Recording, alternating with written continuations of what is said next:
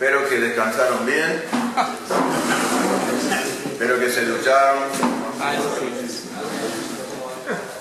Yo sí, descansé bien. Me puse al día con mis mails y todas esas cosas. Vamos a orar para arrancar la tarde. Señor, te damos gracias que podemos una vez más volver a estudiar la administración de tu iglesia.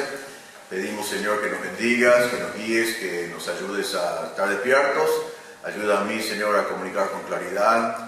Y pedimos que podemos todos aprender el uno del otro y seguir avanzando en este tema tan importante para nuestros ministerios. Pedimos en el nombre del Señor Jesús. Amén.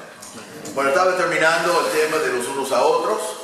Y otra vez, quiero mencionar esto. Si lo enseñas en tu iglesia, siempre trata de... O sea, los versículos son fáciles y ver lo que significan es fácil. Pero toma el tiempo, trata de formar un ambiente bien abierto, donde podés hacer lluvia de ideas y preguntar a la gente cómo, cuándo, qué manera lo van a hacer. Si no, es un concepto más, que no van a hacer. Pero si ya pueden entender cómo hacerlo, eso puede impactar mucho a tu iglesia. Entonces, volviendo al gráfico que vimos, nosotros estamos preparando a los santos para hacer la obra del ministerio. Los santos están ministrando al uno al otro.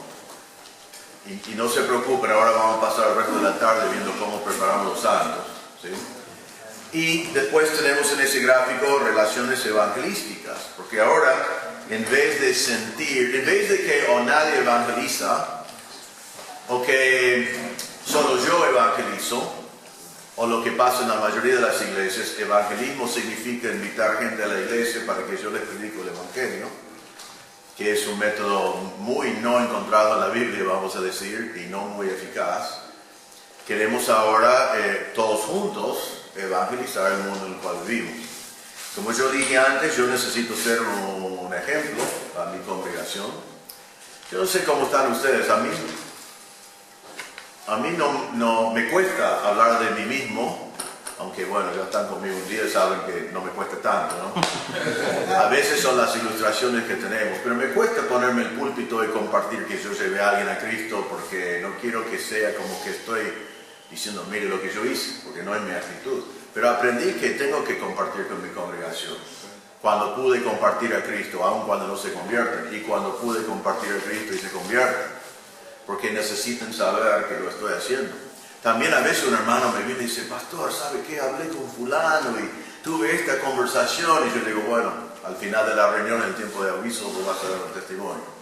Algunos ya no me dicen nada, ¿no? Pero constantemente pongo gente delante de la congregación para compartir cómo están evangelizando. Y es un desafío que llevar el evangelio al lugar donde los inconversos viven. En mi iglesia ya mencioné algo de taekwondo. Tenemos un hermano que tiene un gimnasio de taekwondo y él decidió dedicar ese ministerio a la obra de Dios y realmente lo hace. Él pone en juego su gimnasio.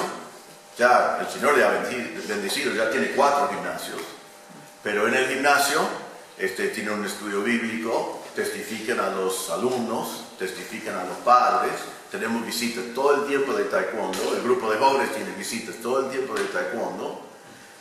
Me acuerdo un matrimonio vino un día. Bueno, este hermano me dijo, pastor, hay un matrimonio en mi gimnasio y tienen una nena de 5 años y no están casados y quieren casarse en nuestra iglesia. Les dije que vos hablarías con ellos. Muchas gracias. Inconversos, ¿no? Entonces ellos vienen a mí, hola, mucho gusto, ¿cómo va a salir esto, no? Entonces, pensé ciertas cosas y ya pueden imaginar ustedes lo que yo estaba pensando, pero no dije nada de ellos. Entonces comencé una entrevista con ellos y ella me dijo que había sido salvo cuando era nena y después había ido de la iglesia porque criticaron su vestimento o algo, una iglesia no de la misma doctrina de nuestro, pero un lugar donde podía haber sido salvo. Entonces digo, bueno, esto es peor ya, porque ella aparentemente es salva y él no es, así que esto no va a pasar de ninguna manera. No dije nada, ¿no? Porque si no, él hubiera convertido para casarse. Entonces terminé de hablar con ella y hablé con él. Él era un católico, de un trasfondo católico, y sinceramente en mi vida de ministerio es el único católico que yo me acuerdo que no sabía nada del Evangelio, le hablé una sola vez, se convirtió. Pero él aceptó a Cristo ese día, sin saber que si no, no los iba a casar. Entonces ahora tengo los dos casados, los dos creyentes aparentemente.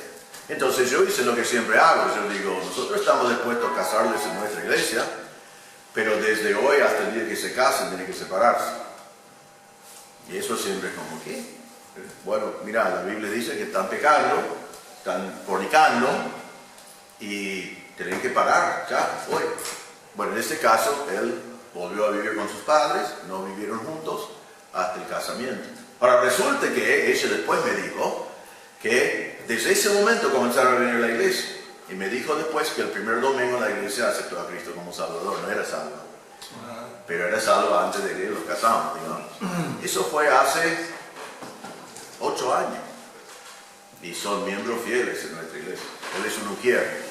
Ella es activo en todo. Y la nena de 5 fue a nosotros en la reunión de jóvenes, en la conferencia que tuvimos la semana pasada, un joven que también conoce a Cristo. Y todos ellos vinieron del ministerio de Taekwondo. Es porque hay un hermano que lleva el Evangelio a donde él vive. Mencioné el cirujano. Realmente una de las cosas que más me gusta es que cada martes en Buenos Aires estoy con un grupo de entre 5 y 30 padres. Todos muy sensibles, realmente muy mal, porque sus hijos tienen cosas re complicadas. Porque si vinieron a este hospital y vinieron al cirujano en nuestra iglesia es porque nadie más sabía qué hacer. Y tenemos el privilegio de orar por sus hijos, pero también de compartir el Evangelio con ellos.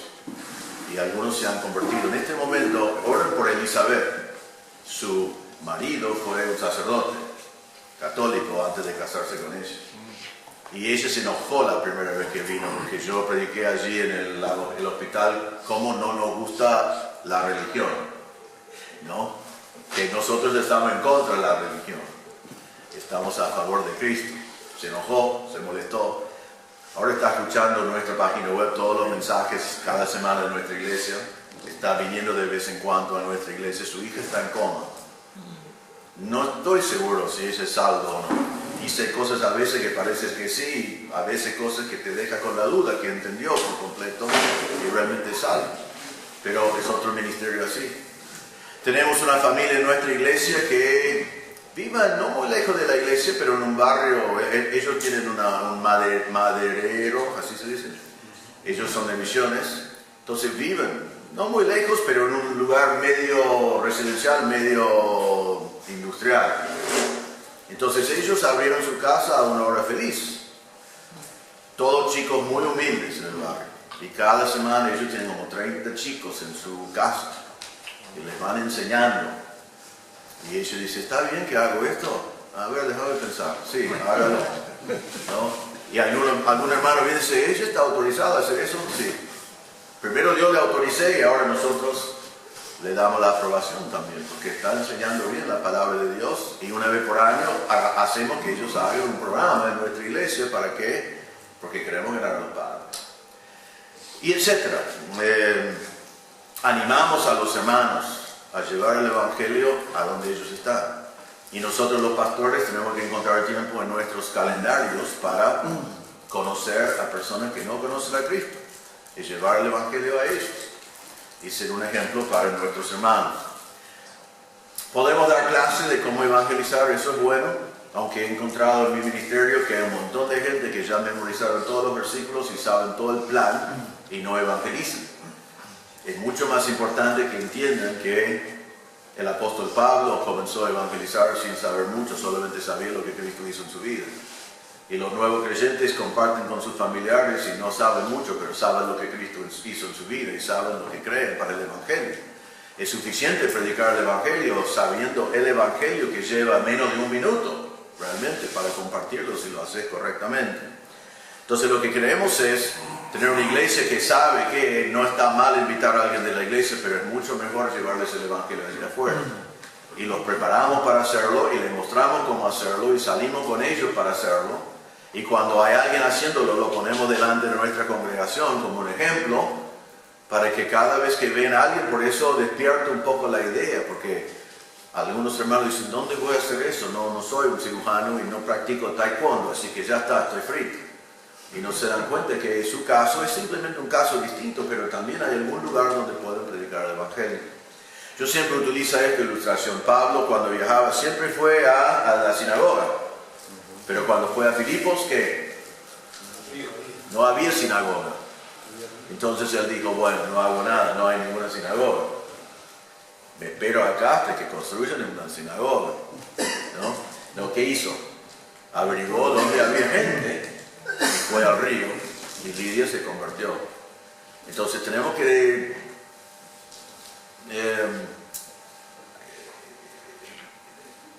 desafiar, no quería usar esa palabra, a nuestra gente a ser creativos y encontrar dónde es su río, dónde es su taekwondo, dónde es su hospital. Y tenemos que participar nosotros. Entonces, a ver cómo va el bosquejo. Tenemos que amar. Amar es algo que hacemos en Alelón, pero también debemos amar al mundo alrededor. Ellos deben conocernos por nuestro amor y debemos extender amor a ellos. Yo sé que a veces es difícil, a mí también me pasa, que viene gente a la puerta de la iglesia pidiendo plata, pidiendo cosas, no sabes de dónde vinieron, no sabes si van a comprar alcohol o la leche que dicen que van a comprar para sus hijos, etc. No quiero meterme en eso en este momento. Nosotros nunca le damos plata. Si piden leche, lo llevamos a la esquina y compramos leche. Y ellos normalmente están como, ¿qué voy a hacer ahora con esta leche? ¿No? Y si dicen que tienen que viajar, lo llevamos al terminal de ómnibus y le pagamos un pasaje. Porque normalmente todo verso, sabemos eso. Pero igualmente, a pesar de esas cosas pasan, tenemos que amar al mundo y buscar la manera de que la iglesia no es algo que vive dentro de cuatro paredes, sino que salimos afuera de eso. Yo doy gracias a Dios en Norte Cuatro, por ejemplo, por el festival infantil. A veces llevamos nuestro musical navideño a la plaza, lo hacemos en el aire libre. Hace unos años atrás, Norte Cuatro celebró 75 años de historia y hicieron toda una cosa celebrando la historia, y todas las instituciones de la ciudad fueron invitados a dar un discurso de 2 o 3 minutos diciendo quién fue su fundador, por qué existían y qué estaban haciendo. El único lugar religioso, menos la Iglesia Católica, que fue invitado a hablar en ese evento fui yo. Y justo solo me dejaron de decir quién fue nuestro fundador, por qué estábamos allí y qué queríamos lograr. Qué lástima, no sabía qué decir. Pero fue una gran oportunidad, ¿no? Ellos pensaron que iba a decir el fundador es fulano, no, nuestro fundador es Cristo, ¿no? Estamos aquí para predicar el Evangelio, que es esto. Pero fue una buena oportunidad por el testimonio que nuestra iglesia tiene en el lugar. Así que amamos al mundo, tratamos de tener un impacto. Juan 13, 34 y 35 dice eso. Romanos 12 dice de amar a nuestros enemigos, a estar en paz con todos si es posible. Y la idea es extendernos más allá de nuestras cuatro paredes. Debemos ser un ejemplo a la congregación en evangelizar. Debemos enseñar a nuestra gente. Yo dije antes, el propósito de nuestra iglesia es glorificar a Dios por medio de cumplir con la gran comisión. En nuestro caso, abriendo iglesias hijas, lo agregamos porque es lo que queremos hacer. Pero lo repetimos todo el tiempo. ¿Y qué está en medio de eso? La gran comisión. Y la gran comisión no podemos cumplir si no salimos a predicar el Evangelio. La congregación entiende eso. No vamos a abrir iglesias hijas si no hay conversiones. Porque ¿con quién? No vamos a tener grupos para enviar si no hay conversiones. Entonces, ponemos delante de la gente, mantenemos delante de la gente que vamos a evangelizar. Es muy común que una iglesia que recién comenzó sabe evangelizar, una iglesia que tiene 30 años ya se olvidó. Tiene la gente que tiene, están cómodos, no quieren gente entrando que son medio raros, ya creen que tienen todo lo que necesitan y se olvidan. Hay muy poco evangelismo. Vos y yo sabemos, si fundaste una iglesia, cuando estás con tu familia, estás muy motivado a evangelizar, porque tu familia ya se cansó de este mensaje que estás repitiendo hasta que viene una visita, ¿no? O vos estás cansado de preparar nuevos mensajes para tu familia y nadie responde. Pero que tenemos que evangelizar. Pero una vez que tengo 80 personas, es fácil ya pensar, bueno, no es tan urgente como era antes, y tenemos que mantener delante de la gente que el propósito no es llenar un edificio. El propósito es llenar el mundo con el Evangelio. Y eso no termina nunca. Y tenemos que mantener eso delante de la gente. En letra D tenemos que testificar y letra D tenemos que evangelizar. Allí simplemente quiero marcar la diferencia entre un nuevo creyente que simplemente puede hablar de lo que Cristo hizo por él. Mi vida era así, estaba perdido, alguien me dijo esto y esto. El Evangelio es tan sencillo y puedo hacer lo mismo por ti. Queremos que el nuevo creyente entienda que ese breve mensaje del Evangelio que le salvó puede salvar también a los que están alrededor de él, y queremos que él entienda eso enseguida. Porque en el momento que se convierta y hay cambios en su vida, la gente alrededor le va a preguntar. Y yo no quiero que él diga, no, a mí me hizo esto la Iglesia Bautista. Eso no sirve para nada. Quiero que él diga, no, Cristo hizo esto, así, y el Evangelio es esto. Y después de evangelizar, podemos enseñar a lo largo a nuestra gente a un plan de evangelismo explosivo, otra cosa parecida que está publicado, hay libros, hay de todo, pueden aprender todos los versículos y todas las cosas, todo eso viene bien, pero no es suficiente solo, tenemos que enseñarle eso y después ayudarle a saber dónde y cuándo implementarlo. Sí. Esto de compartir, gente compartir, como está testificando, lo hemos probado de algunos buenos. Tenemos más halagándose en vez de halagando al Señor, digo. Y es difícil a veces que la gente comparta algo porque lo que lo están haciendo porque sí no quieren compartir, como que bueno, yo hago esto y no me pidan, ¿no? Sí. Yo lo estoy haciendo para el Señor. Sí. Y después hay otros que lo hacen y uno le dice porque uno quiere animar a la gente. Y hay gente que está haciendo. Pero después empiezan, bueno, hice esto y aquello, lo otro. Sí.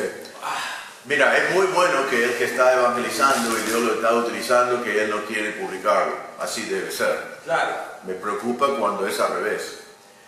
Pero bueno, en ese caso yo le comparto y digo, mira, ya Dios te utilizó para evangelizar y necesitamos 50 más como vos. Entonces hay algunos que no tienen la misma visión. Entonces ahora el Señor te puede utilizar otra vez por compartir tu visión. Y yo por allí digo, ahora va a venir fulano, él no quiere hablar de esto. Él no quiere llamar la atención a él, pero yo le pedí que lo haga porque quiero que seguimos el ejemplo que él nos está dejando. Ahora, si alguien comparte y como que tú le dices, bueno, nunca más, o le trata de, no, hermano, así no, digo, no enfrente de todo, pero personalmente. ¿Vos decís si él viene y dice algo fuera de lugar? ¿O qué? No entiendo. No, pero dice no, porque el Señor nos está usando mucho y bueno, estamos haciendo esto y aquello y ustedes tienen que hacerlo también porque nosotros estamos cumpliendo lo que diga, como que... Vos decís si él pasa y en vez de compartir ya predica un mensaje, exhorta a toda la congregación. Así poniéndose como el juez de los otros, que no están haciendo tan bueno como él. Sí. Bueno, obviamente, mira, yo tomo muchos riesgos en mi iglesia. Quiero dar oportunidad a todo el mundo y quiero que compartan cosas lindas y a veces cuando pasa algo así nunca me puse después a decir bueno, perdone el hermano, eso fue un desastre, pero sí le corrijo en privado para la próxima vez, ¿no? Mi peor situación con eso es que había un hombre que fue un gran creyente. Él se había convertido a los 30 y pico y su esposa no se convirtió hasta que tenía 70 años. Ella estaba en contra de todos esos años.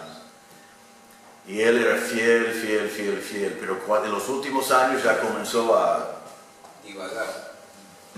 Y un día me viene y dice, ¿puedo decir algo a la congregación? Yo pensé, mira, no sé cómo va a salir esto, ¿viste? Pero no me animaba a decirle que no. Había sido tan fiel y no estaba seguro que iba a ser un lío, ¿no? Entonces se puso allí adelante y dice así, comenzó un día cuando me estaba bañando.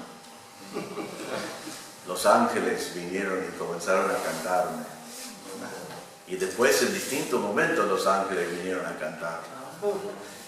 Y ahora les voy a cantar lo que me cantaron. ¿Cómo fue la canción? Era cuando un paisano muere, cuando un paisano muere, cuando un paisano muere, deja huellas grandes, algo así fue, ¿no? Y yo estaba sentado allí diciendo, ahora ¿cómo voy a arreglar esto cuando termine? Pero bueno, todo el mundo lo amaba y sabía, yo estoy dispuesto a tomar esos riesgos. Si yo paso adelante, dije, gracias hermano, es cierto. Cuando un paisano muere, deja unas huellas muy grandes, y más cuando ese paisano ha sido como señor fulano todos estos años, sirviendo al Señor. Y era como con los hermanos, como, dale, acepta esto, ¿viste? Pero ellos entendieron. Yo tomo ciertos riesgos. Y si uno hace realmente una cosa que no debe, lo corrijo en privado para la próxima vez. Pero yo prefiero tomar riesgos. Y algunas veces es interesante cuando alguien está adelante y por allí una pequeña... Yo estoy sentado allí, toda la congregación me está mirando. A ver, ¿qué va a decir el pastor a eso, no? Pero yo quiero mantener en mi iglesia un sentir familiar y quiero que haya cierta informalidad. Y en mi opinión, todos los riesgos que he tomado ha sido 90% positivo y 10% negativo. Pero la eso es lindo también y creo que vale la pena. Pero en este caso estoy dispuesto a tomar muchos riesgos porque quiero que esté delante de la gente siempre que allí afuera estamos predicando el Evangelio. Y eso es muy, muy importante que estemos haciendo eso. Así que, volviendo en nuestras mentes al gráfico, ya en vez de que yo hago todo y todo el mundo me mira, ahora yo estoy preparando a los santos para el orden del ministerio, ellos están ministrando al uno al otro y creciendo diariamente, y todos juntos estamos ganando el mundo para Cristo. Si en el modelo clásico o tradicional, si soy un super pastor, puedo pensar que voy a tener 60 personas, porque tengo que atender a todos. Con este sistema no hay límite, realmente no hay ningún límite. Y eso no quiero decir que, vamos a hablar de las ventajas. Primero, no hay límite de crecimiento. Segundo, yo no tengo que estar muerto tratando de satisfacer a todos los hermanos. Y tercero, esto es lo más importante, los pobres espectadores que tienen una vida cristiana re aburrida diciendo, mire cómo trabaja el pastor. Qué grande, ¿no? Ellos ahora están involucrados, están ministrando, ellos están ganando personas para Cristo, ellos están ministrando el uno al otro, es otra cosa. Y es tremendo para ellos, porque cuando usamos el modelo tradicional estamos robando a ellos todas esas bendiciones de estar involucrados en la obra de Dios. Ahora, vamos al próximo punto, modelos bíblicos de lideranza. Y antes que terminamos hoy, vamos a comenzar a meternos por lo menos un poco en cómo preparar a los santos, que creo que ya en este momento debe estar pensando en eso. Pero primero quiero mirar modelos bíblicos, y todo esto coordina. Primero las iglesias. Vamos a la iglesia de Jerusalén. Conocen la historia, pero lo miramos de vuelta. Hechos capítulo 6.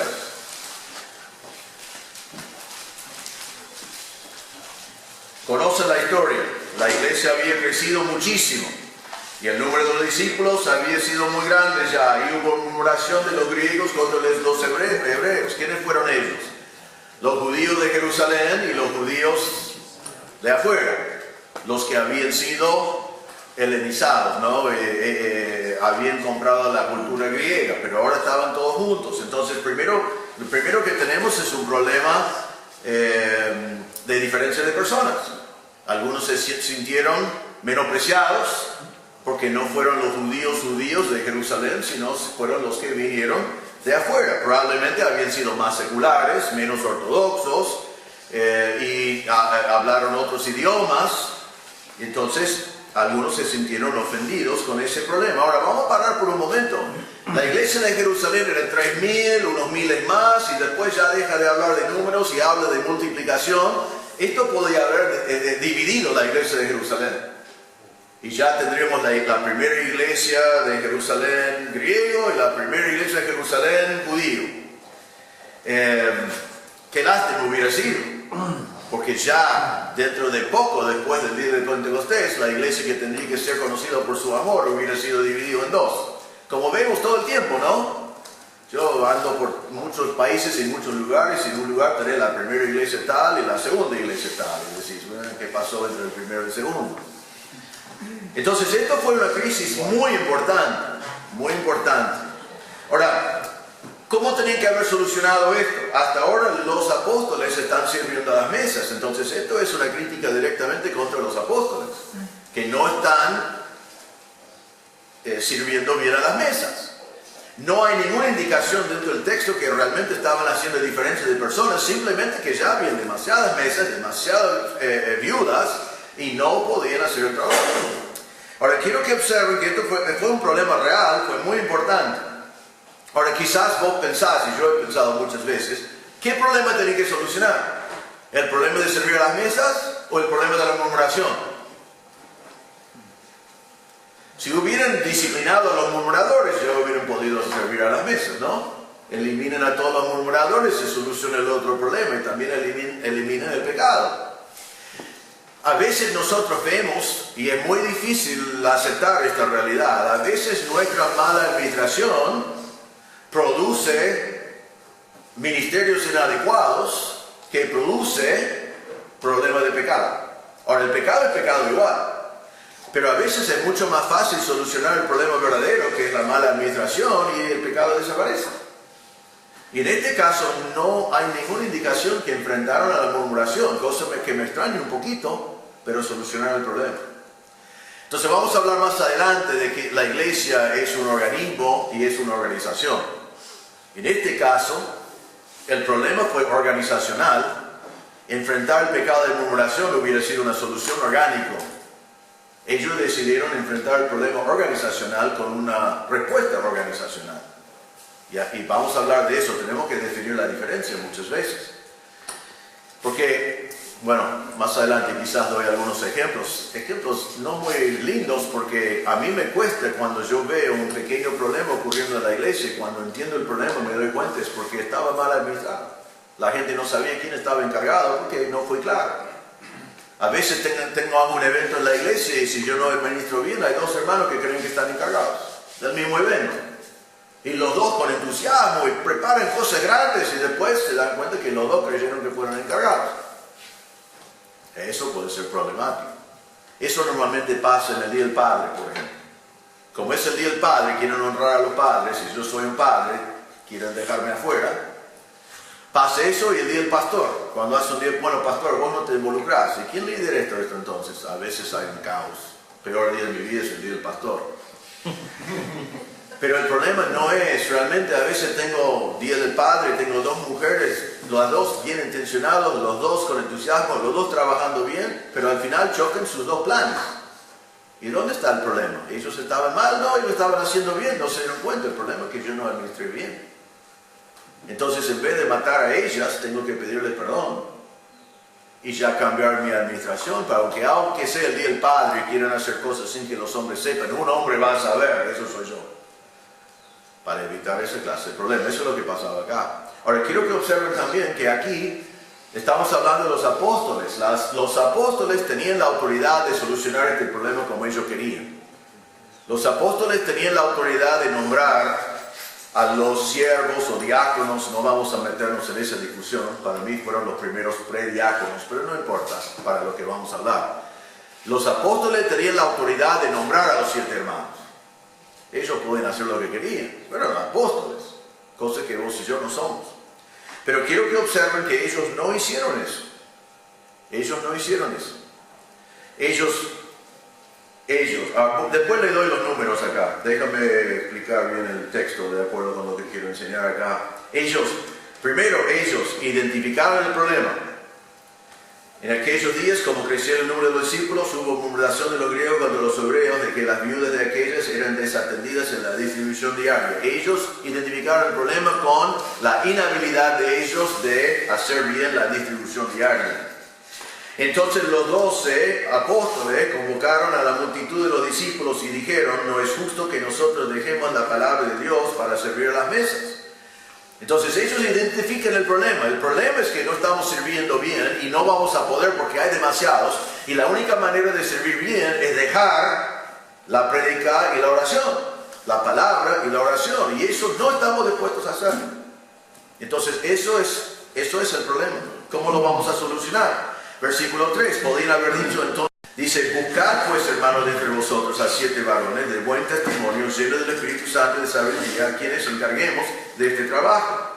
Y nosotros persistiremos en la oración en el ministerio de la palabra. Entonces ellos reconocen el problema, proponen una solución y después dejan a la congregación decidir quiénes van a ser estos hombres. Le proponen una solución, le dicen los requisitos para los hombres.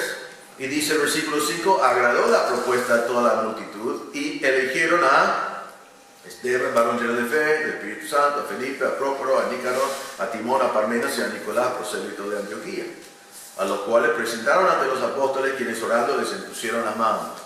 Entonces, en vez de practicar autocracia, así se dice, autocracia, aunque tenían todo el derecho de hacerlo, ellos practicaron lo que yo llamo gobierno participatorio. Participativo, es lo que dije. No, gracias. Participativo. No solamente congregacional. Yo soy congregacionalista, pero no quiero congregacionalismo. Quiero un gobierno participativo. Al máximo. Toda la participación que puedo fomentar dentro de mi iglesia, eso es lo que quiero. Entonces, en este caso, ellos tienen todo el derecho de nombrar a la gente, se acabó y siguen adelante, fueron apóstoles. Pero aún así, no ejercitaron esa autoridad, sino hicieron a la gente participar. Entonces, la gente, sabiendo muy bien quiénes fueron los hombres que cumplieron con esos requisitos, ellos eligieron los 7. No nos dice cómo lo hicieron. Aparentemente, todos estaban allí y todos juntos dijeron Esteban, Felipe, Prócoro, etc. No sabemos si votaron en secreto, si levantaron la mano, no sabemos, pero eligieron a ellos. Y cuando eligieron a ellos y los pusieron a ellos a servir a las mesas, ¿qué pasó con la murmuración? Se acabó. Se acabó. Solucionaron un problema de pecado con una solución administrativa, porque el pecado fue el resultado de un problema administrativo. Y estos hombres comenzaron a servir a las mesas. Aunque no nos habla de eso, porque al final ellos salieron por todos lados predicando el Evangelio también. Fueron grandes hombres de Dios, pero estaban sirviendo a las mesas. Y entonces, eso permitió que los discípulos, los apóstoles, siguieron con su ministerio de la palabra y la oración. Ahora, yo no sé cómo se sienten ustedes. Yo dije antes que a veces cuando sirven cosas en la iglesia, yo agarro de la fuente y voy sirviendo. Creo que eso es muy bueno. Pero, por ejemplo, en nuestra iglesia, nosotros no pagamos a nadie para limpiar el edificio. Probablemente ustedes tampoco, mayormente. Lo hacemos nosotros con equipos que van rotando. Hay 4 equipos y van rotando. Yo no participo de eso. Cuando la iglesia fue chiquitito, sí participé. Y yo diría que les enseñé cómo hacerlo. Estaba allí. Y ellos saben que en ciertos momentos agarro una escopa, agarro lo que quiera, hago lo que hay necesario. He limpiado los inodoros. Pero hoy en día en nuestra iglesia tenemos hermanos que pueden hacer eso. Y ellos entienden que les conviene a ellos que yo esté preparando mi mensaje. Porque yo puedo preparar mi mensaje y yo puedo limpiar. Pero la mayoría de ellos pueden limpiar, pero no pueden preparar un mensaje. Entonces, hasta que ellos puedan preparar un mensaje y predicar, no tiene mucho sentido que yo esté limpiando. Ellos limpian, yo preparo el mensaje. Venimos a una iglesia limpio y yo predico. Tenemos que enseñar a la gente eso. Ahora, claro, si ellos no ven que nunca nos ensuciamos, hay un día de trabajo en la iglesia, nosotros estamos de vacaciones, ¿no? Siempre estamos con papeles, mandando a la gente, mira, arregla eso, arregla lo otro. Yo estoy en mi traje, así que no puedo levantar nada. Tienen que saber que sabemos trabajar. Pero vos y yo tenemos que dedicarnos a las cosas principales de nuestro ministerio, porque el tiempo nunca nos alcanza y ellos pueden hacer esas cosas. Ahora, si yo estoy acá, creo, yo diría, bueno, yo por lo menos voy a servir algunas veces. Tengo que ser un ejemplo como apóstol, pero no dice eso. ellos encargaron todo ese trabajo a estos siervos y ellos se dedicaron a la palabra y a la oración. Y mire lo que pasó, me encanta el versículo 7. ¿Y crecía qué? La palabra del Señor. ¿Por qué crecía la palabra del Señor? Porque los predicadores estaban dedicando su tiempo a la palabra del Señor. Por eso. Y cuando creció la palabra del Señor, ¿qué pasó? El número de los discípulos se multiplicaba. Y hasta sacerdotes se convirtieron. El trabajo tuyo y mío, sobre todas las otras cosas, es hacer que crezca la palabra. Que crezca la palabra de Dios. Eso es nuestro deber principal. Todos deben vernos como obreros. Un día de trabajo debemos estar trabajando. Si tu iglesia es chiquitita, limpia al principio, pero enseñar a la gente a hacer todas esas cosas para que vos podés dedicarte a la palabra. Y eso es lo que vemos acá. Así que un montón de cosas acá. No practicaron autocracia. Predicaron el gobierno participativo. Había una decisión grupal. La iglesia identificó a las personas aquí que iban a poder hacer el trabajo. Y cuando hicieron todo eso, ellos volvieron a su ministerio principal y la obra de la palabra creció y la obra de Dios creció. Así que, ¿qué tienen ustedes allí? Número 1, los apóstoles rechazaron la autocracia. Los apóstoles rechazaron la autocracia. Número 2, decisiones grupales o participativas. Decisiones grupales, congregacionales, participativas. Número 1, los apóstoles rechazaron la autocracia. Número 2, decisiones grupales, congregacionales, participativas. Número 3, los apóstoles se dedicaron a su ministerio específico. A su ministerio. Oración y la palabra. Los apóstoles se dedicaron a su ministerio específico. Y número 4, la obra de Dios creció.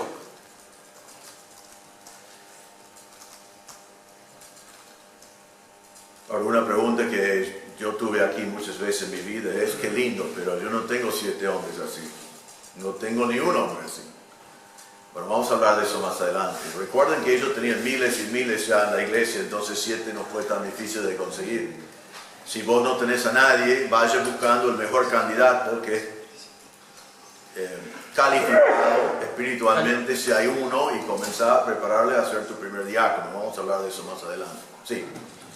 Solo, aunque fue una decisión congregacional, tuvo una muy buena dirección de parte de los apóstoles, ¿no? Exacto. Porque hay gente que mira esto y dice, viste, la congregación decidió. Sí, pero con muy buena dirección, no fue una democracia. A mí me gusta esto, a mí me gusta no fue anarquía. No fue democracia tampoco, es decir, ellos dijeron, estos son los requisitos, busquen ustedes. Sí.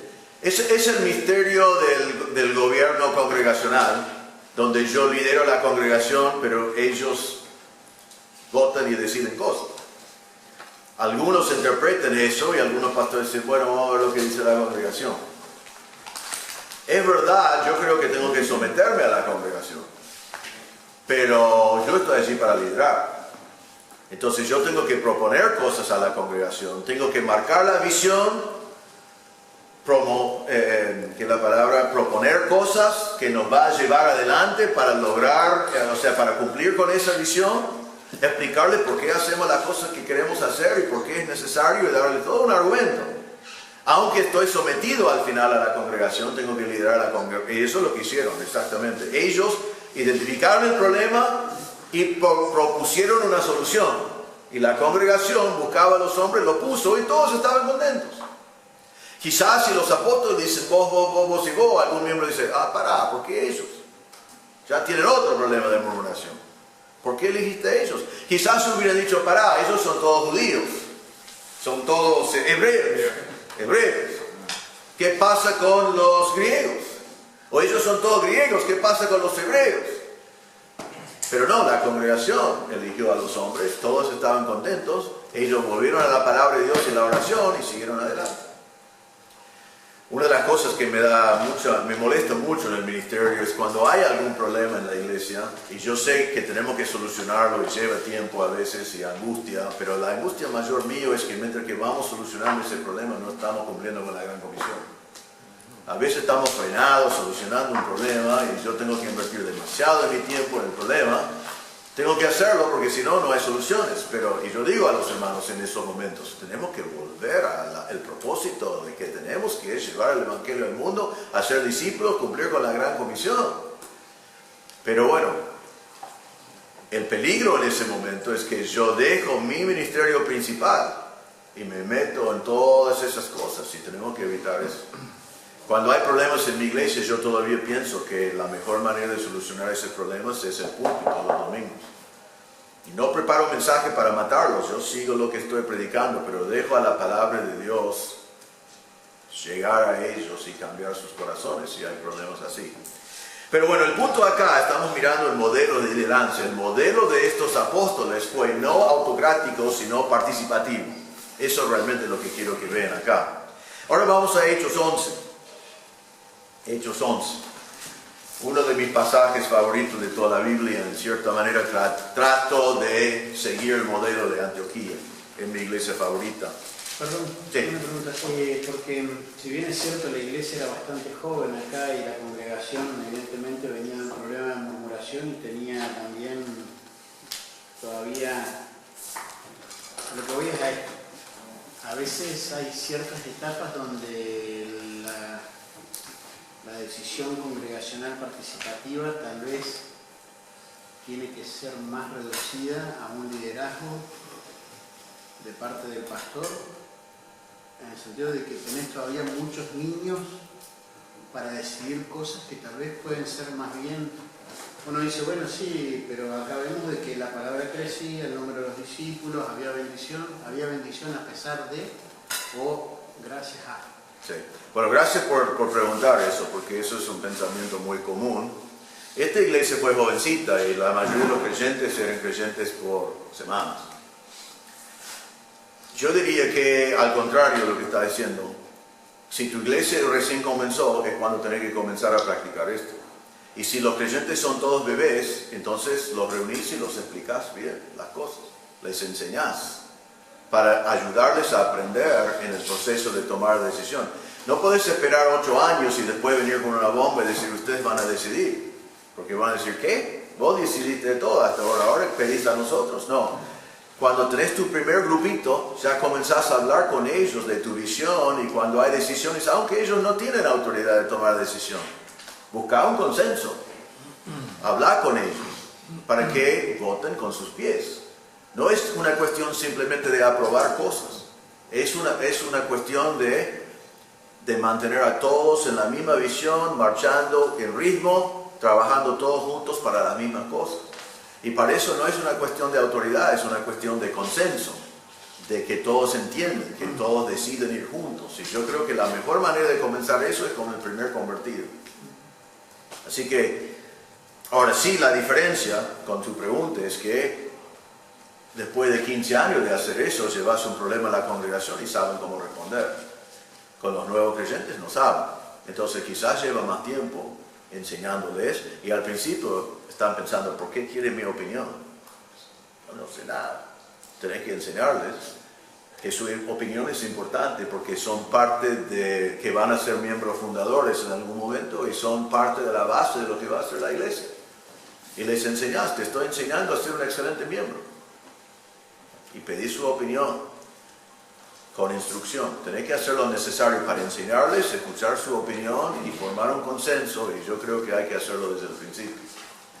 Y esta iglesia fue muy joven y hicieron así, y la iglesia tomó buena decisión. No sabemos de todos estos hombres, no tenemos mucha información sobre todos. El misterio acá es que algunos que fueron diáconos, el único que no vemos que hicieron fue servir a la mesa, ¿no? Felipe sale predicando. Yo tenía un hermano en mi iglesia una vez que sacó la teoría que un diácono no debe tener ningún otro ministerio en la iglesia, es un diácono. Y así va a ser un mejor diácono. Eso es lindo si tenés muchos líderes y no queremos sobrecargar a la gente. Pero estos hermanos, si fueron diáconos, hicieron mucho más que diaconar, ¿no? Hicieron mucho más que servir a las mesas. Pero aparentemente sirvieron a las mesas porque el problema se fue, desapareció. Y esta iglesia, tan importante en la historia, que hubiera podido dividirse, siguió creciendo. Y eso es un resultado de buena administración. que una posible división se transforma en seguir creciendo. ¿Otra pregunta allí? Vamos a Hechos 11. Hechos 11. La iglesia de Antioquía me encanta. Ustedes conocen la historia. En Hechos 8:4, después de que Esteban murió y Saulo estaba allí aprobándolo, y siguió con persecución en Jerusalén, y 8:4 dice que los que fueron dispersidos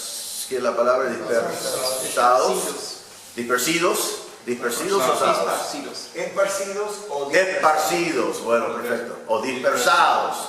¿Por qué tiene que hacer dos palabras? Pues justo la letra que me confunde. Quizá por eso me confunde. Dice que fueron por todas partes que predicando el Evangelio. A todo lugar donde fueron de Jerusalén predicaron el Evangelio. ¿Quién fue su líder? Jesucristo. Muy bien. ¿Los apóstoles dónde estaban? Se quedaron en Jerusalén.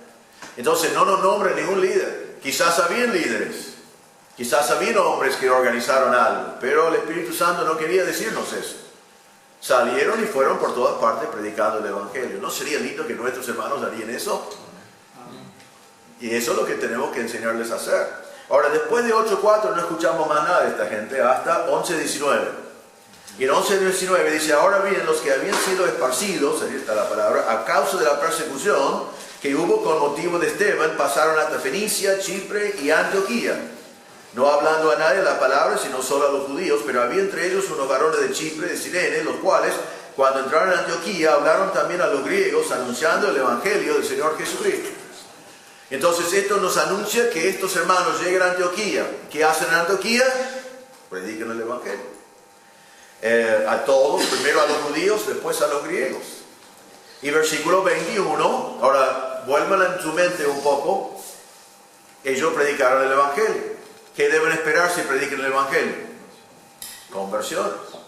Versículo 21, y la mano del Señor estaba con ellos y gran número creyó y se convirtió al Señor. Otra vez estamos viendo conversiones.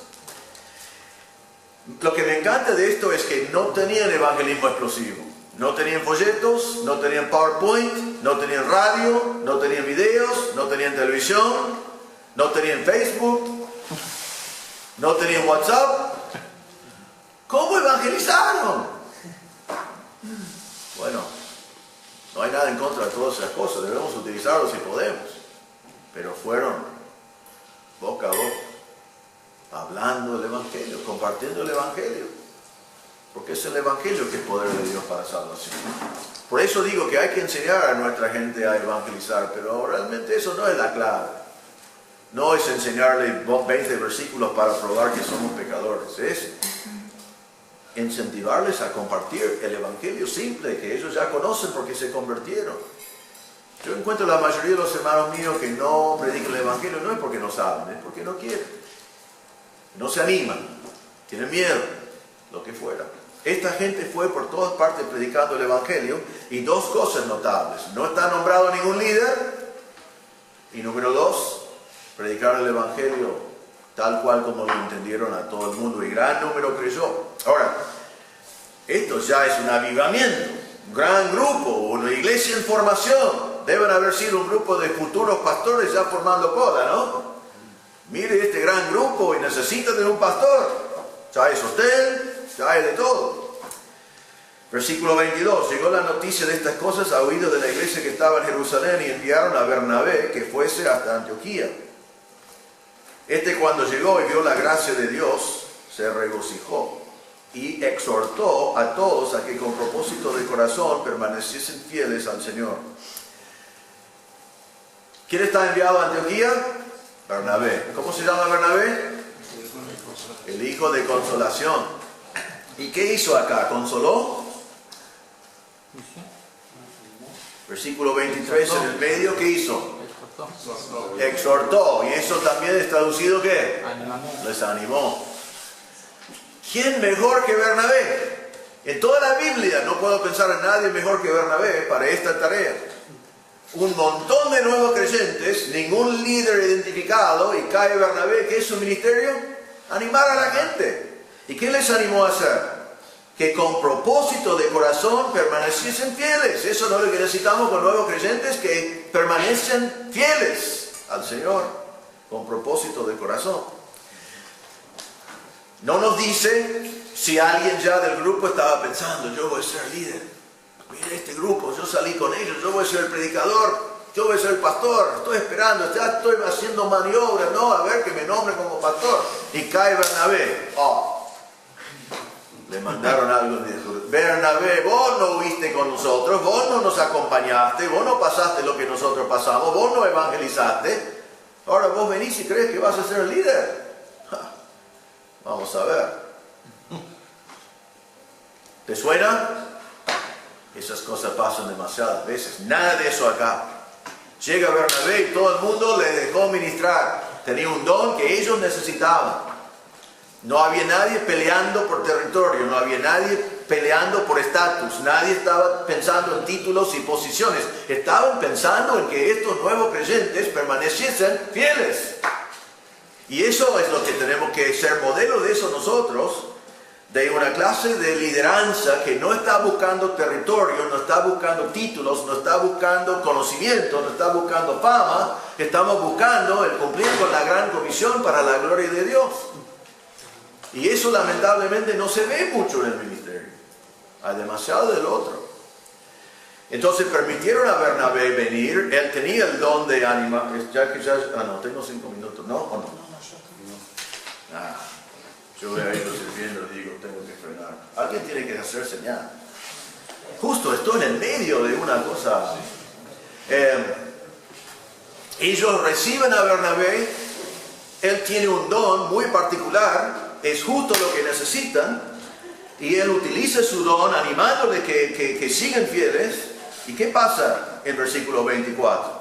Porque era varón bueno y lleno del espíritu de fe, y una gran multitud fue agregado al Señor. Él simplemente está utilizando su don, que no es el don de evangelizar, es el don de animar. Pero están animados, y en ser animados siguen haciendo el ministerio que estaban haciendo, y muchos más conozcan a Cristo como Salvador. Y ahora Bernabé hace algo muy estúpido, ¿no? Muy contraproducente. Él ya es el único líder. Esto es un avivamiento. El gran pastor Bernabé de la gran iglesia de Antioquía. Ya están filmando todo, está saliendo en la televisión todos los domingos. Están vendiendo cassettes, está por escribir libros. Esto es Bernabé de la iglesia de Antioquía. ¿Y qué hace él? Versículo 25. Después fue Bernabé a Tarso para buscar a Saulo, y hallándole le trajo a Antioquía. Mi experiencia en el ministerio me dice que no muchos hombres hubieran hecho eso. Y en la Biblia encontramos ¿quién? Bernabé, Pablo, y después Pablo y Bernabé. Pero Bernabé aparentemente dice que lo buscó para venir a enseñar. Porque ahora Bernabé dice: mi don de exhortar no es suficiente. Necesitamos a alguien con el don de enseñar. Y yo sé exactamente quién puede ser el mejor maestro que yo conozco. Pablo, lo voy a traer. Pero Bernabé, ¿no te das cuenta que la gente va a estar muy impresionada con su enseñanza y van a seguir a él en vez de a vos? No me importa. No me importa. Esto no tiene que ver con Bernabé. No tiene que ver con Pablo. Tiene que ver con cumplir con la gran comisión. Estamos ganando almas. Yo les estoy animando, exhortando que sean fieles. Ahora necesitamos un maestro. Y Pablo es el mejor maestro que yo conozco. Versículo 26, ya vamos, me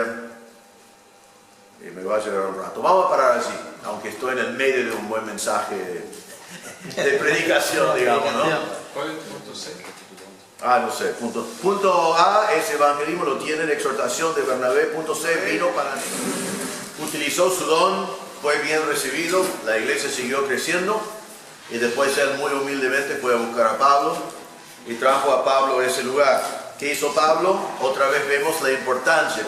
Punto 4 de la comisión del Señor: se dedicaron a la enseñanza. Bernabé exhortaba y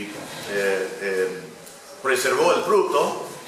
y ahora enseñan. Versículo 25, después fue Bernabé a Tarso, versículo 26, y se congregaron allí todo un año con la iglesia, enseñaron a mucha gente, y a los discípulos se les llamó cristianos por primera vez en Antioquía.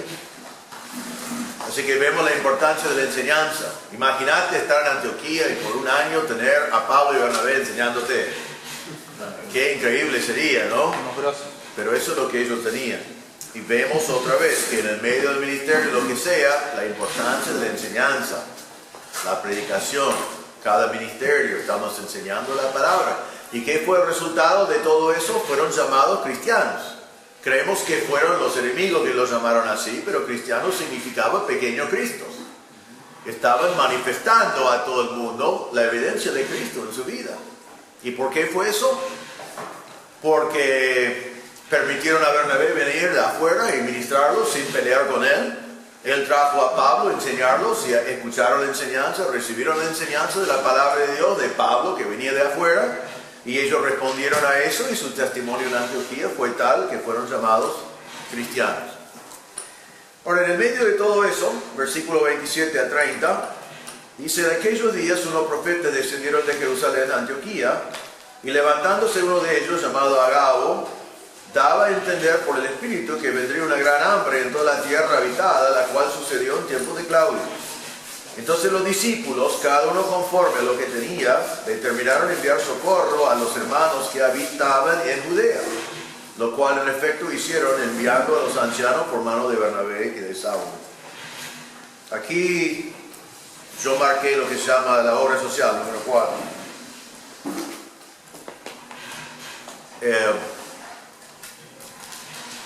Lo que pasó aquí viola toda la normalidad. Jerusalén fue la iglesia madre, Antioquía fue la iglesia hija. Dinero tiene que venir de la iglesia madre a la iglesia hija, ¿no? Ayuda tiene que venir de la iglesia madre a la iglesia hija. Pero en este caso la iglesia madre tenía problemas económicos y la iglesia hija no. Entonces ellos levantaron ofrenda y lo mandaron a Jerusalén. Quizás podemos resumir esto a decir que esto fue una iglesia que sabía dar. Vos querés que tu iglesia sepa dar. Ahora, el dinero que ellos levantaron acá y mandaron a Jerusalén no lo utilizaron en la obra en Antioquía. Los hermanos de Antioquía no recibieron ningún beneficio. A veces en nuestra iglesia decimos, bueno, vamos a levantar una ofrenda y hacer mejor los baños. Y los hermanos dicen, bueno, bien, yo voy a disfrutar de ese baño mejorado. O vamos a poner aire acondicionado. Bueno, me parece bien, voy a disfrutar del aire acondicionado. Y a veces es otra cosa cuando decimos vamos a levantar una ofrenda y mandarlo ¿a dónde? ¿Qué beneficio tengo en eso? Pero la iglesia que sabe dar, da a la obra de Dios y no importa si recibe un beneficio o no. Y tenemos que enseñar eso a nuestras iglesias, a dar. Esta iglesia escuchó de la necesidad, decidieron levantar una ofrenda, levantaron la ofrenda y lo mandaron a Jerusalén. Esta ofrenda cruzó fronteras. Antioquía no dijo, no podemos mandar dinero a Jerusalén porque vamos a causarles estar dependientes de nosotros, así que no hacemos eso. Sino vemos recursos de Dios pasando de una iglesia a otra iglesia, porque amaban a los hermanos que estaban en Jerusalén, vieron una necesidad. Jerusalén, dentro de la iglesia de Jerusalén, cuando vieron necesidades entre los hermanos, vendieron propiedades y alcanzaron su necesidad. Antioquía comenzó con gente que huyó de Jerusalén, habían visto todo eso. Y ahora en vez de ser persona a persona, es iglesia a iglesia. Pero la iglesia sabía dar. Yo he observado en mis años y pasado en este texto, que hay iglesias que dicen todos los recursos nuestros son nuestros. Vamos a guardarlos. No podemos dejar escapar nada. Ni un peso, ni un miembro, ni un pastor, ni un líder, todo es nuestro, no queremos perder a nadie. En esta iglesia vemos que ellos dieron su dinero y lo mandaron donde nunca más lo iban a ver, porque amaban a los demás. Más adelante el Señor le va a pedir algo más difícil todavía. Va a pedir que ellos entreguen a Pablo y Bernabé. Señor, ¿qué estás pensando? Lleva a Níger, Mándale a él al mundo gentil. ¿Qué tal Simón? No, eso es el que se llama Níger. Lucio de Cirene, él puede ir. Pero Pablo y Bernabé no. Nos han enseñado por un año y nos encanta cómo enseñan. Pero el Señor dijo a la iglesia en capítulo 13, apartadme a Saulo y a Bernabé para la obra al cual los he llamado. Y la iglesia en versículo 13, habiendo ayunado y orado, les impusieron las manos y los despidieron. Uno dice, ay, pobre iglesia de Antioquía, tantas lindas cosas habían pasado y ahora, esto realmente es letra C, anteriormente la reproducción de líderes. Estoy diciendo ida y vuelta.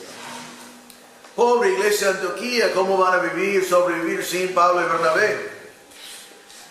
Pero Hechos 15, versículo 35, recuerden que ellos salieron en su primer viaje misionero, volvieron a Antioquía a dar un informe. Y este versículo me encanta, dice, y Pablo y Bernabé continuaron en Antioquía enseñando la palabra del Señor y anunciando el Evangelio. ¿Qué dice? Con otros muchos. Con otros muchos. Pablo y Bernabé se fueron, pero la iglesia de Antioquía no murió. Ellos salieron para hacer el ministerio, pero siempre había un montón de líderes en Antioquía. Muchos que predicaron el Evangelio, muchos que enseñaron. Por lo que yo he observado que las iglesias que hacen así, no crecen. Están celosos de todo y guardan toda la riqueza para ellos y esa persona queda adentro y es como que la iglesia muere desde adentro. Aparte, en una iglesia donde es así, ya hay líderes establecidos y los jóvenes miran y dicen, bueno, yo puedo hacer ese trabajo, pero fulano ya lo hace. Está todo establecido, está todo claro, el joven mire, no hay dónde ir, no hay qué hacer y la iglesia muere para adentro. Pero he visto, y lo hemos vivido como iglesia, que cada vez que mandamos gente afuera, el Señor nos bendice con otra gente. Y no es una casualidad, y tampoco es un milagro de parte de Dios, vamos a decir. Cada vez que mandamos un grupo y se va un pastor, y siempre decimos, ¿qué vamos a hacer sin ellos?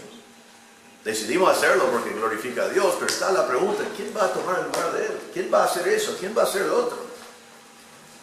Y siempre uno dice, perdóname pastor, mira, yo sé hacer tal cosa, pero nunca lo hacía porque fulano lo hacía. Pero ya que él no está, ¿puedo probar a hacer eso? Sí, vamos a probar eso. Y dentro de 6 meses lo está haciendo igual, a veces mejor. Y los jóvenes miran y dicen, si el Señor me llama al ministerio, ¿cómo funciona esto? Y ya ven, pastor, copastores, pastores que salieron, pastores que fueron más lejos todavía. Y ellos dicen, bueno, yo sé que el Señor me llama, estas son las distintas opciones que tengo y yo sé cómo llegar a todos esos lugares. Porque la iglesia sabe dar. Y enseñamos a nuestra gente continuamente, hay que dar gente cuando Dios quiere, hay que dar dinero cuando Dios quiere. Y por eso cuando una iglesia, qué sé yo, hay una iglesia que no voy a nombrar, una iglesia hermana, que no es una iglesia hija, y 2 veces levantamos ofrendas importantes para esa iglesia y 2 veces mandamos hombres para construir y duplicamos el tamaño de su salón principal. No tenemos mucha plata, pero decidimos dárselo a eso. Mencioné la iglesia adoptada nuestra y también le dimos, realmente no me acuerdo, creo que fueron 2 ofrendas de no sé cuántos mil, no me acuerdo, unos cuantos miles de dólares y también los hombres fueron allí, un buen grupo de hombres, terminamos su edificio. Y ya el próximo día cancelaron su alquiler, se instalaron su propio edificio y siguieron adelante. El año pasado yo mencioné un misionero que había estado en Brasil y venía siempre a Argentina después, cuando no estaba más en Brasil, y me trajo grupos que nos ayudaron en la construcción. Se comunicó conmigo un día y me dice, el año pasado, dice, mira, vamos a ir a Brasil, donde yo trabajaba antes, y vamos a construir un campamento, un templo. Voy a llevar 40 hermanos. Me encantaría si algunos argentinos podían acompañarnos. Pero claro, justamente no estaba en la frontera con Brasil, estaba en el Ecuador, estaba en la puntita de Brasil allí. Era más lejos para nosotros que para los estadounidenses que salían de Florida. Y salía $600 cada uno. Entonces yo pensé, no vamos a proponer esto, porque ¿quién tiene $600 para ir a hacer construcción, pero sería tan lindo hacerlo porque nos han ayudado tantas veces nosotros y podemos ir y hacer lo mismo en Brasil. Entonces lo propuse y dijimos, bueno, para que no sea tan difícil para todos los hermanos, vamos a levantar una ofrenda especial entre toda la congregación y intentamos mandar a 10 hombres. Entonces elegimos los hombres, seleccionamos los hombres. Yo fui uno y no pude ir porque mi ojo justamente estaba operado la semana antes.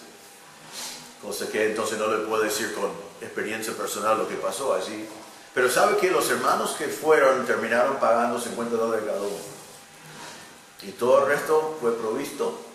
Y fueron allí, conocieron un campo misionero, conocieron hermanos estadounidenses, brasileños, trabajaron todos juntos. Algunos estaban en medio de alguna selva o algo así, construyendo un campamento, y otros estaban trabajando en la iglesia. Y volvieron, pero re contentos, muy unidos. Compartieron con la iglesia la gran bendición que fue. Y las bendiciones fueron múltiples. Porque dimos una ofrenda, mandamos a nuestros hombres, hicieron grandes cosas en la obra misionera, volvieron con entusiasmo y contagiaron a toda la iglesia con las grandes bendiciones que fue. Fue un ganar-ganar, como se dice, un ganar-ganar-ganar, todos ganamos. Pero la iglesia tiene que estar dispuesta a dar. Tenemos un joven en la iglesia que quiere ser un misionero en China. Nosotros siempre pensamos, hay mucha gente en mi iglesia que piensa, un argentino puede ser un misionero en Argentina, quizás en Uruguay, o Paraguay, o Chile. Pero solamente Europa o Estados Unidos puede mandar misioneros a China, porque obviamente Dios solo bendice a Estados Unidos cuando quieren enviar misioneros. Entonces, claro, este joven quiere ser un misionero en China, es un desafío eso. Es un desafío. Para nosotros, para Dios no es difícil. Yo conocí a un grupo que siempre va a China de Estados Unidos, van de distintas facultades. Esto era de la facultad Maranatha, que muchos 7 años seguidos me han mandado un grupo de músicos a trabajar en Argentina por 3 semanas. Entonces hablé con el líder y dije, ¿ustedes van a China este verano? Sí. ¿Te puede acompañar el joven de mi iglesia? ¿Para qué van allí? Para enseñar inglés. Ah, bueno. Vamos a ver si los chinos son muy atentos o no. Y él tenía que pedir una visa de China yendo para enseñar inglés. Él sabe algo de inglés. Le pusieron con los chiquititos que no se dieron cuenta. Pero él fue. Y dijimos, ¿cuánto va a salir un viaje a China? Y era como $2.200, que también es plata. Pero el Señor proveyó. Otras iglesias ayudaron también. Nuestra iglesia dio una gran ofrenda. En un momento parecía imposible, pero fue. Y volvió.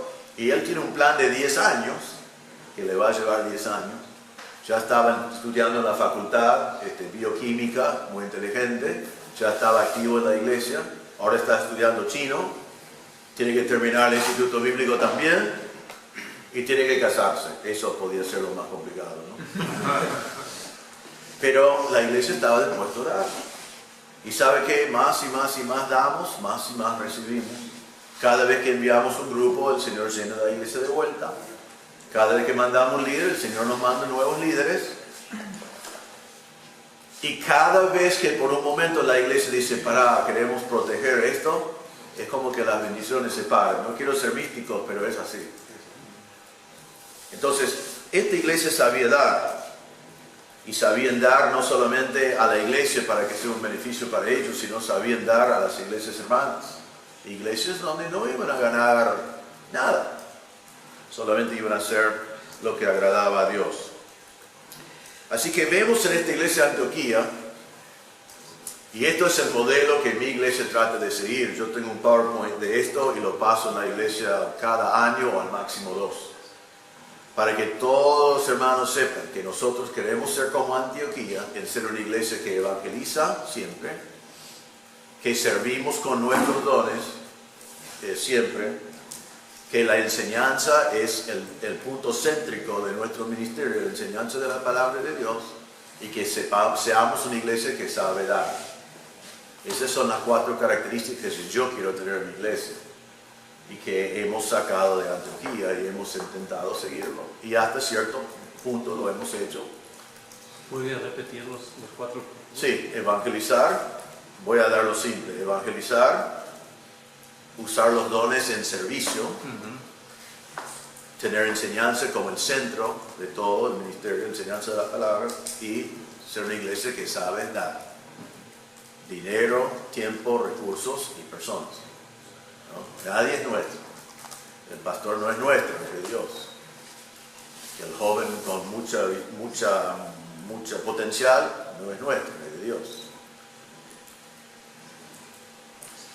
Eso es Antioquía. Déjame repetir esto. Evangelismo anónimo, no sabemos quién lideraba. Y Bernabé, que vino y lo aceptaron. Y Bernabé, que buscó a Pablo. Nadie estaba buscando su nombre, nadie estaba tratando de ser famoso, nadie estaba tratando de llamar la atención a sí mismo. Todos estaban comprometidos en que Dios fuera glorificado por cumplir con la gran comisión. Sí. Disculpa, saqué tres de los 4. Evangelismo, servicio, enseñanza y dar. ¿De los dones? Gracias. ¿Ah? ¿De los dones? Los dones están bajo servicio. Utilizar los dones para servicio.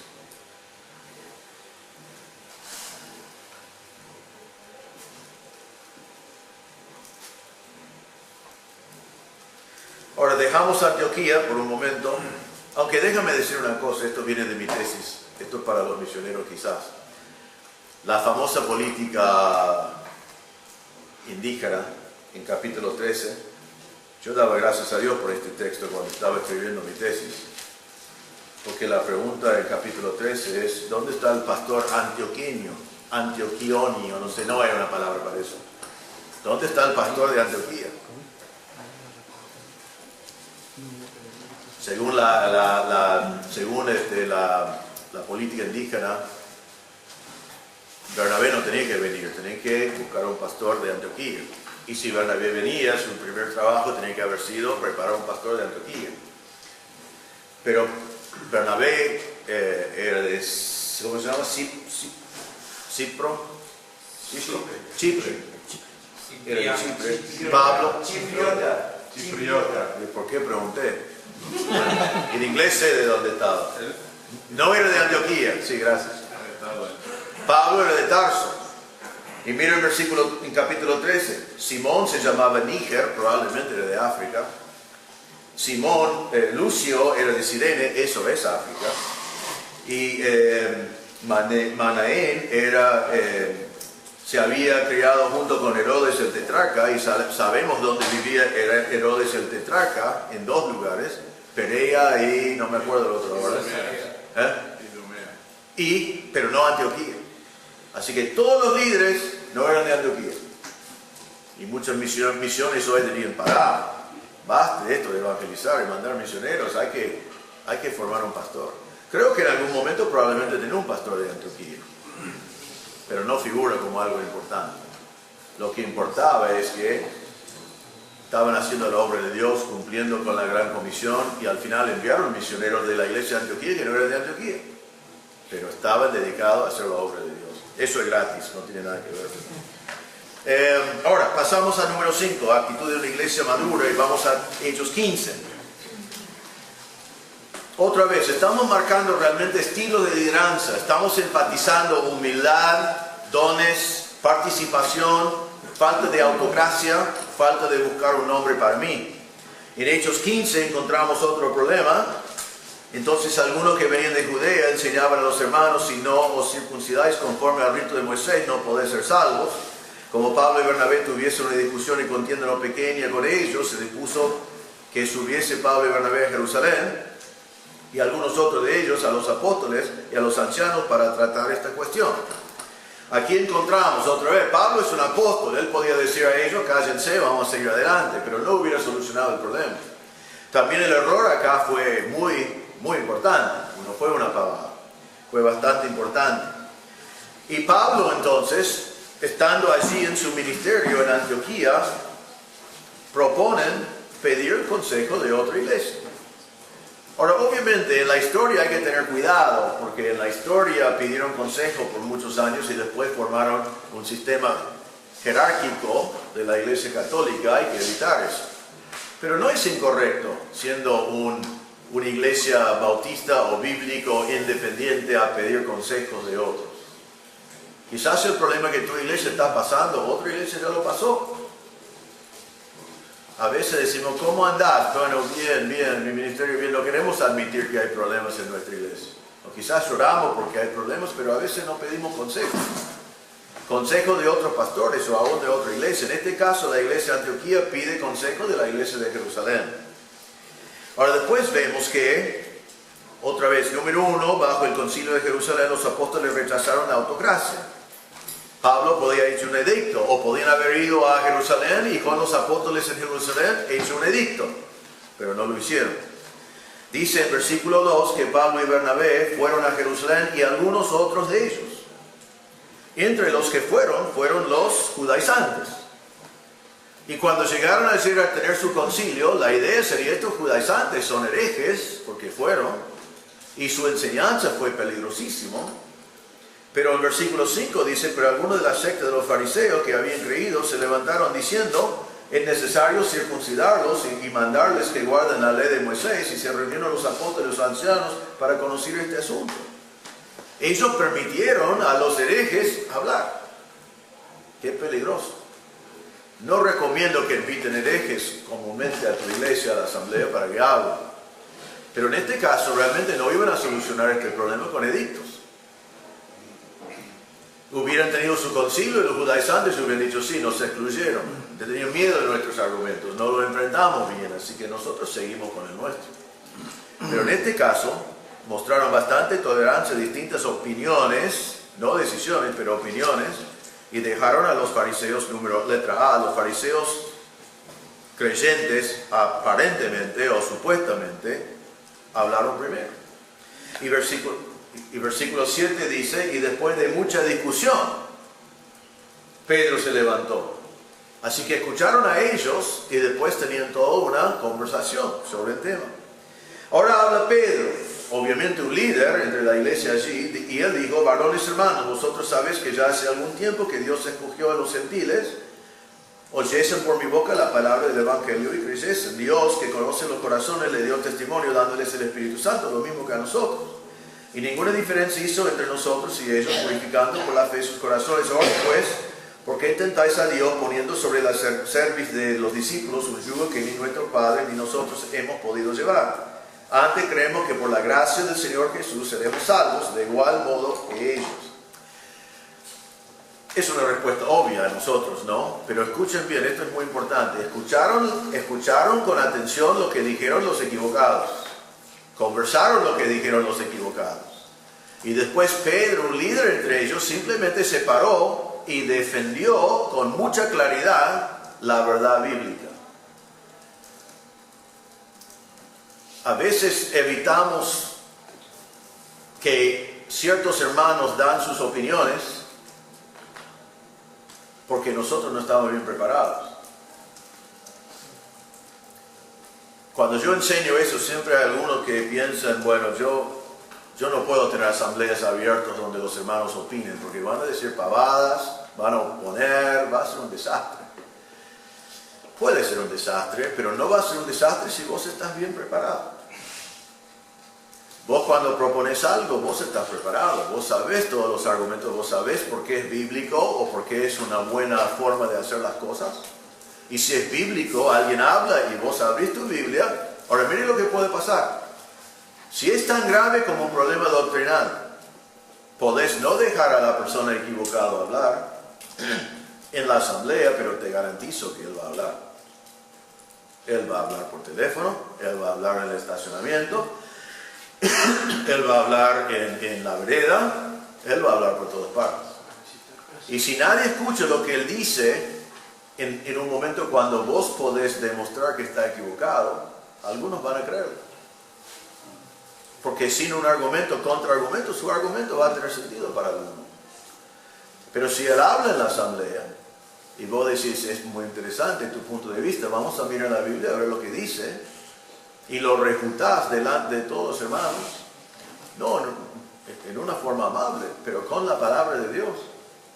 Cuando terminás, él ya no tiene nada para hablar en la vereda. Porque propuso su posición y vos con la palabra de Dios le demostraste equivocado. Eso es lo que hicieron acá. Yo sé que suena re peligroso. Pero te digo que es el peligro mayor, que lo permites hablar allí con la Biblia abierta o lo dejas hablar por todos los lugares donde él va a hablar y la gente no sabe la respuesta correcta. Normalmente no es doctrinal, pero en el caso de que sea, no es siempre la peor idea dejarle hablar. Hay que controlar la situación. Él tiene que saber cuándo que tiene que parar cuando vos lo decís. Si realmente él está tratando de destruir la iglesia, quizás no podés hacer eso. Pero muchas veces, como acá, es mejor tenerlo en público. Ahora, normalmente no es doctrinal, pero ponerle que es algo menor y tenés una asamblea, yo siempre pido a los hermanos que están en contra de la propuesta que hablen. Les animo a que hablen. Y hablen. Y oponen lo que yo propuse y lo que los diáconos propusieron. Quizás estamos hablando, sí, que tuvimos el estacionamiento de nuestra iglesia por años fue lo que fue. Pasto en algún momento y barro en otro momento. Y hace años atrás, cuando solo tuvimos 3 autos, nadie quería hacer algo con el estacionamiento, porque la idea fue, solamente 3 personas tienen autos que caminen en el barro, ¿no? Ahora, una vez que todo el mundo tenía autos, y allí era cada vez más barro, digo, ¿qué vamos a hacer? Y bueno, podés poner piedra, podés poner pavimento, podés poner asfalto, podés poner un montón de propuestas. Entonces, los diáconos hicieron un estudio, hablaron con todo el mundo, propusieron algo, no me acuerdo, asfalto. Ellos propusieron asfalto reciclado. Bueno, lo presentamos en la congregación, pedimos opiniones. Algunas personas que no son diáconos, pero saben muy bien de construcción, se pararon y dijeron, no queremos hacer eso. El asfalto reciclado no va a funcionar bien. Va a ser de un tiempito, después se va a arruinar, va a ser una mala inversión, no es una buena idea. Escuchamos a todas las cosas y ya es imposible votar algo porque había diferentes opiniones. Entonces simplemente dijimos, vamos a esperar en esto, ya tenemos un montón de información nueva, vamos a hablar con estas personas en profundidad, volver a la reunión de diáconos y volver con otra propuesta. Y al final, después de unos meses, volvimos con otra propuesta mucho mejor. Y hicimos así, de acuerdo con la segunda propuesta. No perdimos nada. Y fue bueno porque involucramos más que los pastores, que yo no sé absolutamente nada de esas cosas, y los diáconos, la mitad del cual tampoco saben del pavimento, y algunos que sabían algo, pero algunos que saben más opinaron en la congregación. Y en vez de decir, callate, estás yendo en contra de lo que el pastor quiere. No. Esto es una cuestión de sabiduría para usar los fondos del Señor. Entonces, formamos un ambiente donde todo el mundo puede hablar y escuchamos con respeto sus opiniones y después decidimos cosas como congregación. Ahora, a veces cuando ya están 2 o 3 opiniones sobre la mesa no podés votar ese día porque es demasiado complicado. Pero sí podés decir, vamos a volver a estudiarlo y venimos con una propuesta. Ahora, por otro lado, muchas veces, hace poco creo que mencioné que pusimos aire acondicionado en la iglesia. Que bueno, mi opinión era, todos estos años siempre querían aire acondicionado algunos y yo dije no, porque mi idea es esto. Cuando no hay nadie en la iglesia que tiene aire en su casa, yo no quiero aire en la iglesia. Es mucha plata que podemos usar para otra cosa. ¿Y por qué vamos a tenerlo en la iglesia si nadie lo tiene en su casa? Entonces yo siempre decía, una vez que todos los hermanos tienen aire en su casa, podemos hablar de tener aire en la iglesia. Bueno, ya todo el mundo tiene aire en su casa, por lo menos uno de estas máquinas. Y los últimos 2 o 3 que no tenían, todos se juntaron para completar eso, para que yo estaba obligado a